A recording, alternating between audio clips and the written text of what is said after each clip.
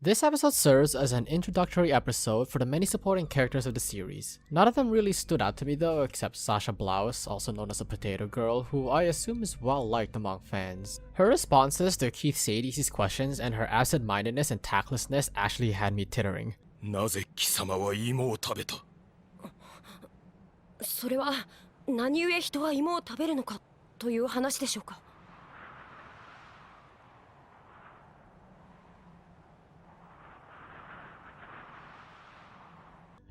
What I like most about this scene is how she offered half the potato to her superior, who for a moment appeared touched by her generosity, only for her to get punished by running all day. In the mess hall, Eren is asked by the other cadets about the day the Colossal and Armored Titans breached Wall Maria, since he had been there from Shiganshina. After a momentary breakdown from remembering his mom's death, Eren announces his resolve, once again, to kill all the Titans and his desire to join the Survey Corps. Jean speaks up, who is set up as Eren's opposite in this exchange. Eren is determined to help humanity by taking down the Titans at great personal risk, while Jean wants to work for the military police so he can be safe within the walls. They do make peace like mature adults, and then Jean sees Mikasa and is immediately love-stricken.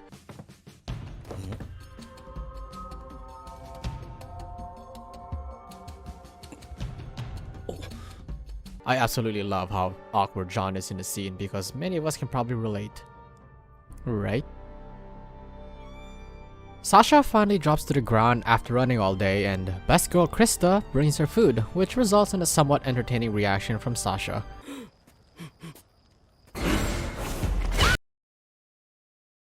Then Ymir shows up, and at this point I see what they're trying to do here, but too many characters are being introduced in such a short amount of time. Watching it for the first time is a little overwhelming because there's suddenly over a dozen new characters to keep track of, and it becomes difficult for the audience to form a connection with any of them due to how spread out their screen time is. A few of them do get to stand out, but the problem is that they aren't prominently featured for so many episodes after this that I end up forgetting about a lot of them. They continue training, and Eren suffers a setback as he is completely unable to keep himself steady during the training exercise. I really like how Eren doesn't start off as an expert, as this gives him like a little mini character arc that shows that he's not just all talk and willpower, but he also possesses the discipline and conviction to better himself, even enduring humiliation and begging his peers for advice on how to succeed. It really shows how desperate he is in achieving his goal and how proactive of a protagonist he is. And as I always say, an active protagonist is almost always better than a passive protagonist. While Eren is asking Reiner and Bertolt for advice, we get into a discussion on how many of the cadets here don't truly realize how scary the Titans really are, and a lot of them are only here to save face. This is kind of an understatement to how terrible the fight against the Titans will be, and this is also a way of reminding the audience of the terrors that await the characters outside the walls. Since we're getting into introducing more characters, we don't want to be forgotten of how truly terrifying the Titans are. The lingering sense of dread is maintained even during these air-quote peaceful times. Eventually, Eren manages to stay upright on the omnidirectional mobility gear training exercise before flipping over. And then upon discovering that Eren was able to stay upright even for a little bit despite using defective gear, everyone else is impressed. It's a clever way in my opinion of having Eren catch up with his peers, and also makes for a scene where the audience can cheer Eren on and feel happy for his success. We get the sense of progression in this episode, albeit very minor, and it really feels like our protagonists will eventually become worthy soldiers to fight against the Titans. This also helps in keeping the audience's interest, as well as being a little more invested in the characters, even if just a little bit. Again, I would like to say that I would have liked more character dynamics with some of the new characters to see how they bounce off each other, as well as also provided instances for us to get to know them better. I would also like to mention that nice little foreshadowing here, revealing to us that Sadie seems to know Eren's father and that they were at least acquaintances, though we don't find out anything relating to that in Season 1 as far as I could remember. So now they've learned how to use the 3D maneuver gear and are one step closer to becoming Titan Slayers. And yes, the physics behind it probably doesn't make sense at all, but I don't really care because it is incredibly cinematic. Let's move on to the next episode.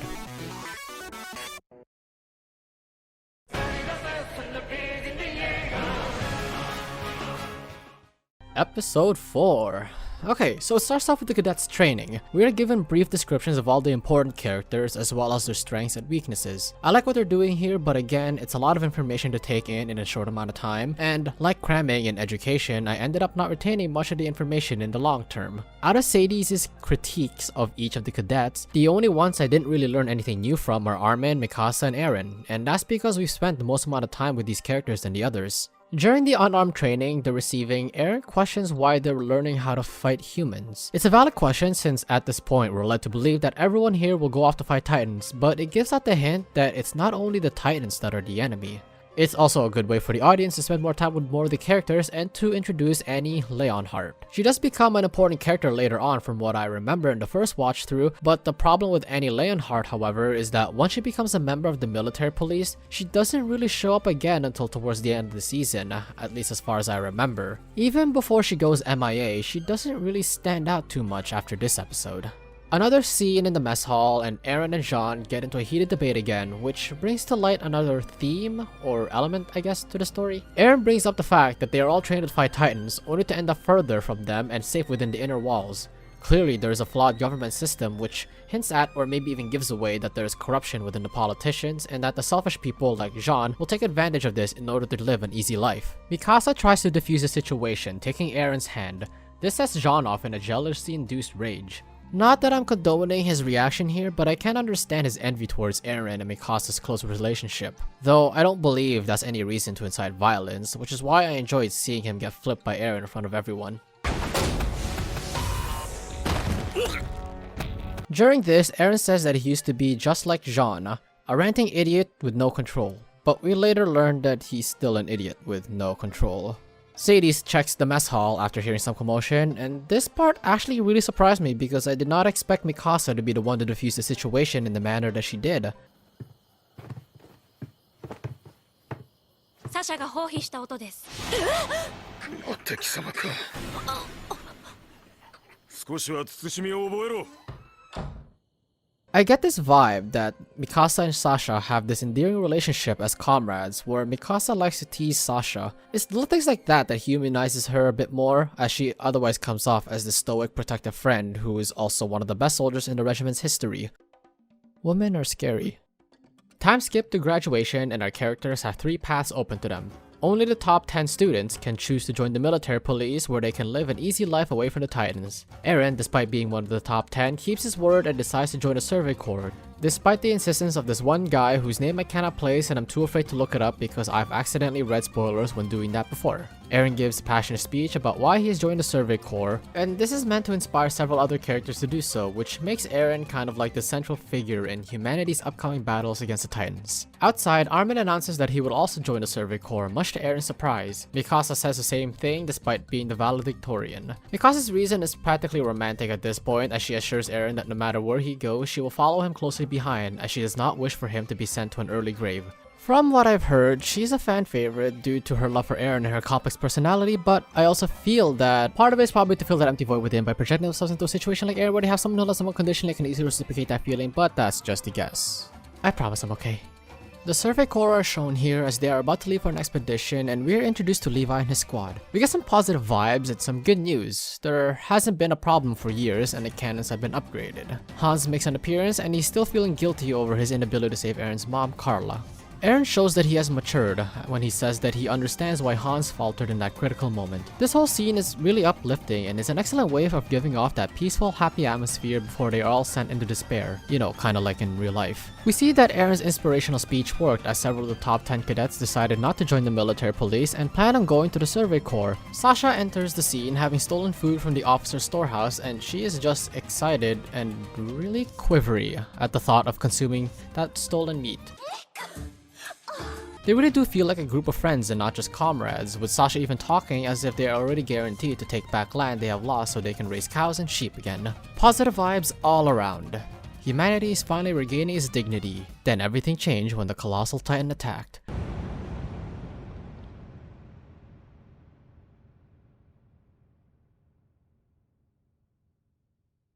Now, this is a pretty awesome action sequence here where we see the idiot foodie person rescue Samuel. In an instant, the events of 5 years ago have begun to repeat, and the hope and glory that had been building up in this episode has suddenly been taken away. You know, it also begs to ask the questions. Where did the Colossal Titan and Armor Titan go the first time around? They broke through the wall so easily and then disappeared? I know that it's supposed to be a mystery that will eventually be answered in the future, or at least I hope it will, but why was it never addressed on how vulnerable the humans really are? I mean, I'm not asking for an explanation, I just want to see some of the higher ups acknowledging how unprepared they are and questioning why they showed up and then disappeared. Eren is the first to to act, giving orders and facing the Colossal Titan dauntlessly. Overall, a pretty strong ending to an episode, and at this point, despite the confusion of where the Colossal Titan came from, I am anticipating some action against the Titans.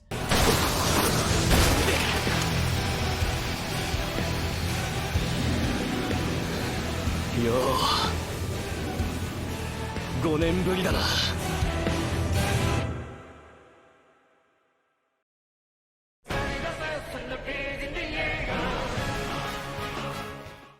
Alright, Eren charges and engages the Colossal Titan before it suddenly vanishes? I'm a bit confused here as to how it could just appear and disappear so suddenly like that. It feels like the plot is pushing the characters forward instead of the other way around, and there's nothing inherently wrong with that as long as it's done properly. But the Colossal Titan's brief appearance here just to suddenly break down the wall raises more questions than answers. But as Connie says, おい、そんな話してる場合か。 the wall has been compromised and now they need to deal with the attack. From the city, citizens are evacuating. From the front lines, soldiers are firing cannons trying to stop the Titans from approaching. And from within, soldiers are prepping for combat. There's a short exchange between Franz and Hana, which honestly is a really sweet moment here. I just really wish we'd gotten to know these two better and witnessed their relationship budding before this scene so that it carries more emotional weight. Armin is a nervous wreck here in contrast to Mikasa's scarily calm demeanor and Eren's motivated disposition. These three protagonists are distinct enough from each other to make each of them stand out, and this is important because if we're gonna be spending a lot of time with these three, it will help them complement each other as the plot progresses and we as the audience would feel the negative consequences of removing any of them from the story. Right before we get into the meat of the action, we are greeted to a scene of the top officer of the southern region playing chess with the regional lord. The biggest takeaway from this scene is how corrupt and selfish loyalty can be in this world. Corrupt and selfish royalty can be from this world. When they are alerted of the Colossal Titan breaching the wall to Trost, Marquis Bart begs Pixis to defend his territory and forget about the civilians in Trost. He calls them soldiers in the front lines, and they are expendable and they should let them die. Pixis, however, fulfills his duties and goes to the front lines to stop the Titans. This scene, I feel, hints at a future conflict involving royalty. I can't imagine the humans advancing forward against the Titans while those at the top of society self-indulge and abuse their powers selfishly. There's a quick explanation of the battle plans, and we get a nice layout of it, which helps with the visualization of the battle, and I really like this.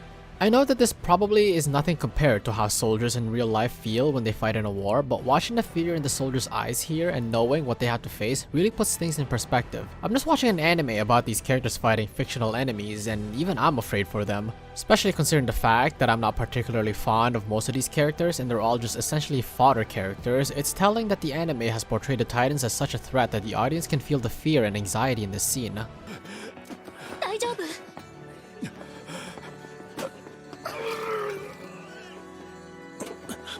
Eren and Jean have another confrontation, and although they argue, Eren actually manages to give a really good speech here. Jean is angry that he was supposed to join the military police tomorrow, but now he has to fight the Titans. Rather than fight back against Jean, Eren simply reminds him of the training they endured and encourages him to survive today so that he can safely go to the military police tomorrow. Eren doesn't try to change John's choice on which faction to join, he doesn't reprimand him for being selfish, and he doesn't use the recent attack to convince John that he's in the wrong for not volunteering to join the Survey Corps. He simply wants everyone to focus on what they need to do right now. エレン、戦闘が混乱したら私のところへ来て。は？俺とお前は別々の班だろ。混乱した状況下では筋書き通りにはいかない。私はあなたを守る。 Oh man, Mikasa is just the best character. 住民の近くに一人でも多くの精鋭が必要だ。しかし。おい！いい加減にしろ、ミカサ。 Did Eren really just headbutt her? Couldn't you be a little bit more gentle to your childhood friend who just wants to protect you? Like, dang. There's some flashbacks of their lessons during the protagonist's cadet days, and the audience learns about Titan physiology. It's not bad timing to just suddenly show this now, seeing as how we're about to see the first actual battle against the Titans, where the humans are actually prepared, at least more so than the first time the Colossal Titan appeared. So this at least helps us better understand what the characters are going to be fighting against and what they're going to be using to fight against them. 兵団に入団する前にはこの初陣で活躍しとけば俺たちは新兵にしてスピード昇格間違いなしだ。 Eren is so optimistic here, it makes me feel hopeful, but I remember from my first watch that this is gonna quickly become a disaster. This time, I wanna see how long it takes for things to hit the fan.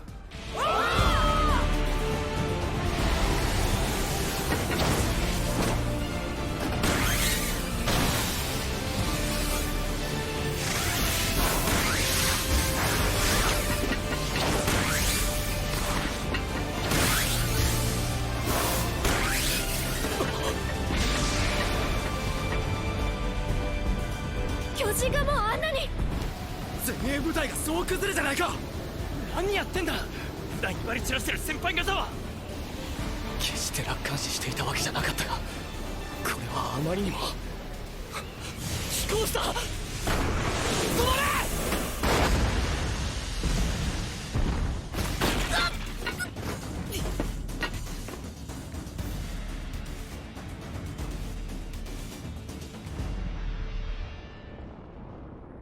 52 seconds. 52 seconds for the first real casualty we see occur on screen. Not even 1 minute after heading into the fight.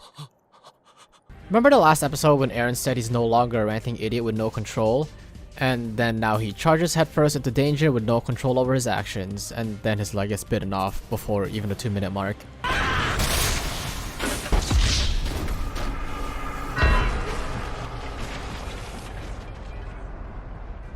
Holy crap, I don't remember the situation going south this fast. And then Armin gets eaten.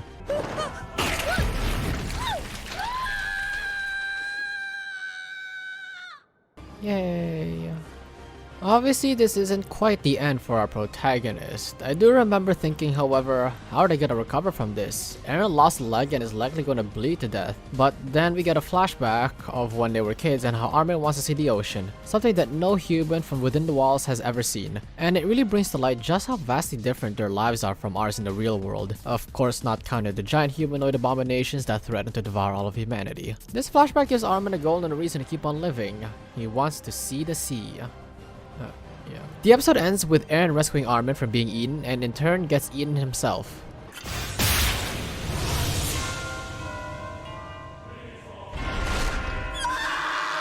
Wow, what a really depressing ending to an episode, and cliffhangery. The first time I watched this, I could not even begin to imagine what would happen. Would Eren somehow live through this, or will we be switching protagonists? I don't know, but from what I can say about this episode is that it's so freaking gloomy.